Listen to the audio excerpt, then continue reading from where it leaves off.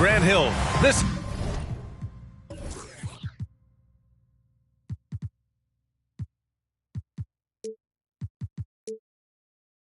is Brian Anderson, along with reporter Allie LaForce.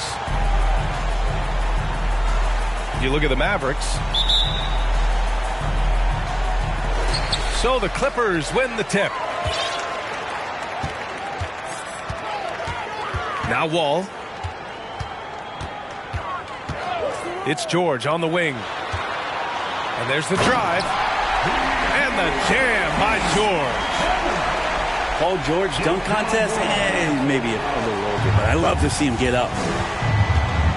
You know, there was a time years ago when the Mavericks were one of the NBA's shakiest teams. Now they're one of its proudest franchises. And they call the 8-second violation. Too much time getting it up court. Outside Wall. Pass to George. The kick out to Wall. Zubac with it. And the basket's good with the assist from Wall. And you can attribute the Mavs' rise to stable ownership and some very savvy front office moves.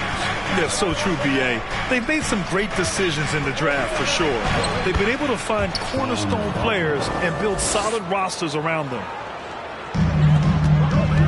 The defensive effort was lacking a bit, but hey, give them credit for finding a weakness there. Just really smart basketball and exploiting whatever holes that he's seeing right now in the defensive squad. Tipped. And it's out of bounds to the Mavericks as Dallas retains possession. Nice deflection there. Really trying to disrupt their offensive flow. Yeah, appreciate the work right now on the defensive end. Now here's Fultz. His offense has been fantastic, averaging just over 17 a game. Oh, just an easy reverse for him. He has nice feel and touch around the bucket. Here's Wall. And the foul is called. He missed it, so he's got a couple of free throws coming his way. Well, still a few years out, but the Clippers have to be excited about moving into their own arena in 2024. So much innovation has gone into the design of the building, and it just looks incredible. Amen. And the Clippers felt they needed to build their own arena to establish some identity. Yeah, no doubt about it that they could be their own franchise away from the shared building with the Lakers. And for so long in LA, they've been treated as sort of the second-rate team, and that just shouldn't happen. So having their own arena, it's moving them well into the right direction. Hits the trifecta. Paul George spotted up, spacing the floor, and cashes in. Here's Fultz. And he makes no mistake. Slam dunk. Just great offense. The screen freeing him up for the slam. Hey, without that screen, he doesn't get a clean look at the rim. Yeah, why settle for the layup when you can attack the rim and rise up like that? Pass to Zubac. This is what Paul George gives you offensively, a guy who can create for himself, obviously, but he can do it for others and do it at a high level. The Clippers in the lead. Here's Leonard. And some very quick points for him on that possession. Such a critical part of how their offense is going to flow. Things are only working when he seems to be on the floor. Now here's Fultz. Wagner hits the layup after the sweet pump fake to freeze the D. Wagner's gotten his second bucket. Starting to find his rhythm. He's cooking, and he knows it. Yeah, right now I don't see any let up. I think he's going to just keep putting his foot on that gas pedal tonight. To the middle. Isaac with the steal.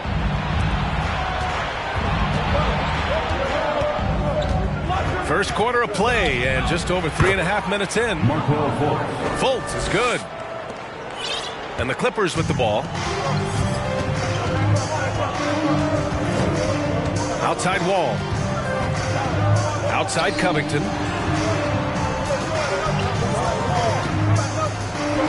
Here's George. He's got 5. They get it back. Outside Covington.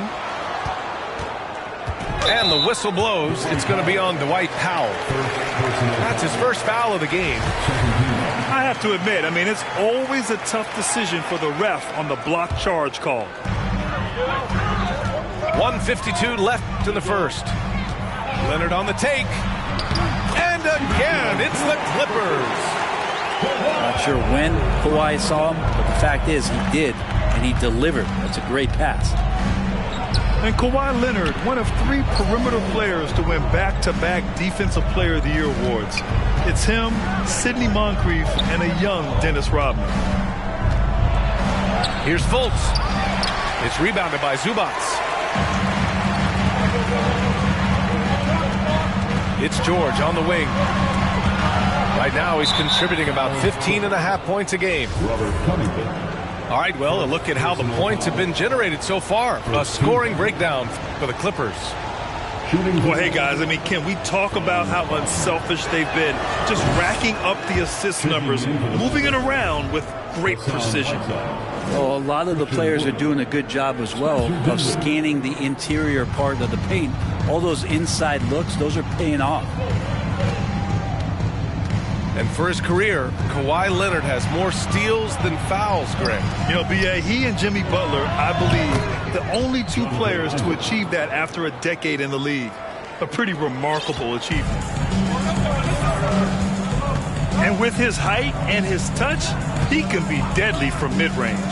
That's a staple of his offensive attack, and proving once again he can do some damage from that area. Covington, no good. Here are the Mavericks now with the ball. Pass to Wagner. And stolen by Leonard. And they're on the break. George with it. Now guarded by Isaac. Covington. For 3. And again, no good by the Clippers. Here's Isaac. Here's Dinwiddie.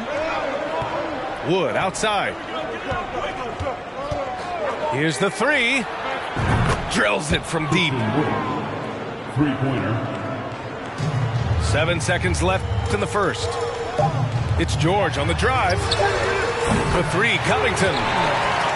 Nails it from beyond the arc. It's all tied in Los Angeles. And we'll bring you the start of quarter number 2 when we return. 16. The Mavericks. 16. Fans, please give a big round of applause. Good action already in this one, but a fairly even matchup after this first quarter of play. And let's quickly break down the game we've seen from the Clippers guys. Oh, what a first quarter. You love their willingness to make the extra pass. There's so much unselfish play out there. The coaching staff has to be thrilled with that. Impressive one-hand slam right there, B.A. Man, as long as he's confident about it, I'm good with it. Maybe use 2 hands next time. He knows where he is. Now here's Zubac.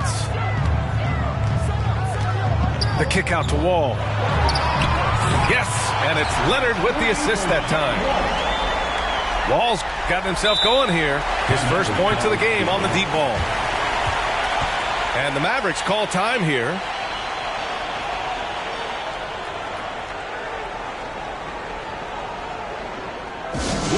Welcome to the floor, your Clippers.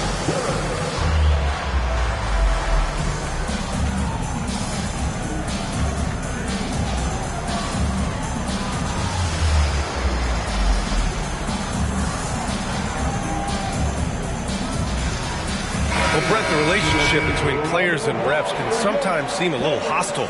Does it need to be that way? Well, you and me have our little tiffs, don't we, Brian? So, yes, in order for us to do our best work. No, I'm kidding. It doesn't have to be that way. But, look, when you're at this level of competition, it's heated, it's intense. Sometimes get outside your board a little bit. And that's when instances like this can happen between a player and a referee. And that goes for both sides.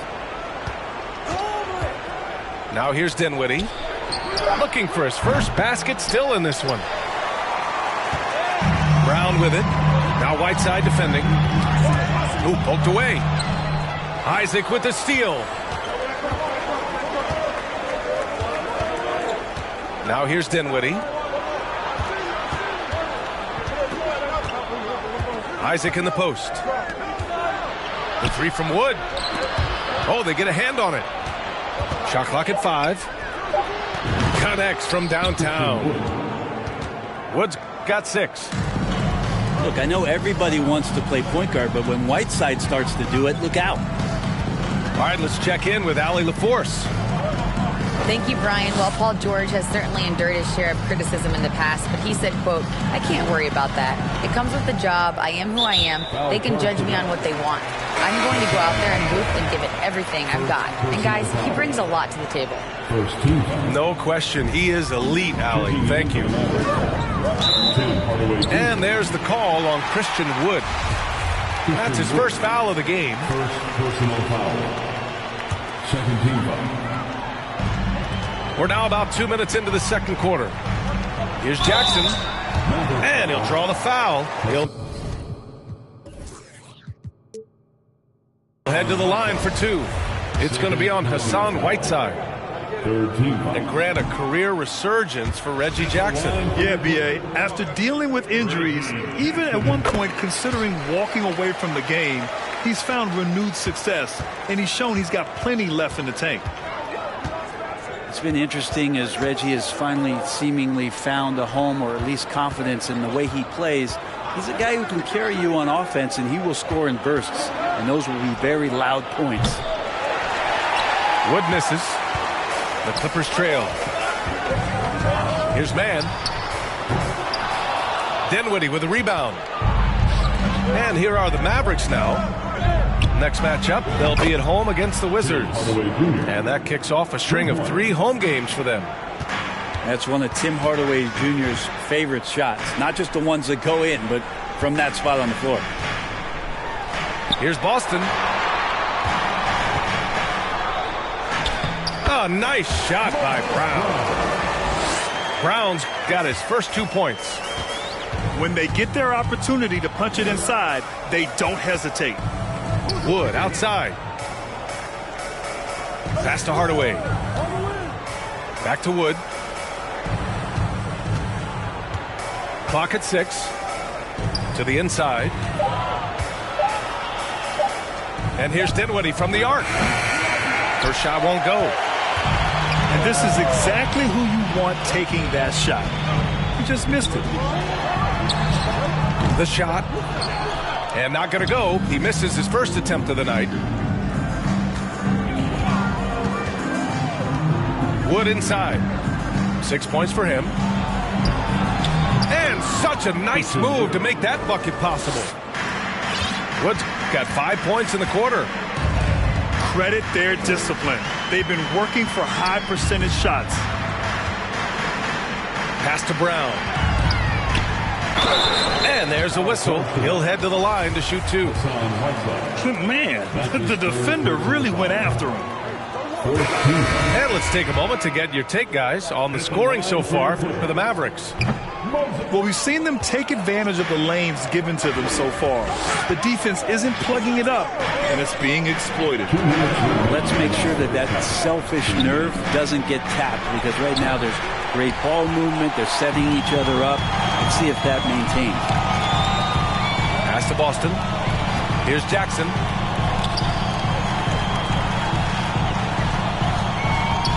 A minute 42 left to play in the first half of basketball. Here's Boston, hounded by Fultz. Nice move. The Clippers got to hurry. Late clock here. Oh, it's blocked by Bamba.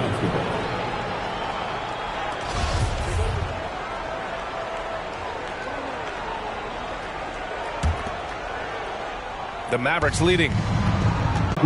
Hits a three-pointer.